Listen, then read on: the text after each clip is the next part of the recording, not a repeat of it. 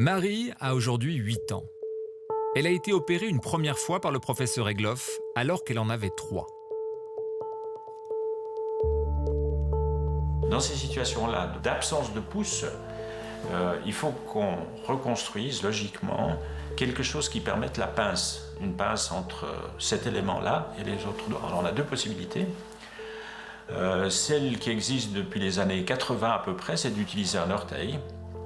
Mais dans cette malformation-là, c'est-à-dire d'absence de pouce et que les autres doigts sont complets, on a constaté que les résultats étaient bien meilleurs si on faisait ce qu'on appelle une polycisation de l'index. C'est-à-dire qu'on utilise l'index pour en faire un pouce. Et puis tu replies une fois. Ok, excellent. Quand je touche ce doigt, je touche quel doigt? Tu me dis 1, 2, 3, 4. C'est le deuxième ou le troisième? Le 2. On ne touche pas du tout au nerf, donc la sensibilité de l'index dont on fait un pouce reste entière. Le problème, c'est que, du moins au début, quand on touchera de nouveaux pouces, l'enfant va avoir l'impression qu'on touche l'index. Non, le dernier. Le premier. Puis le premier s'appelle comment?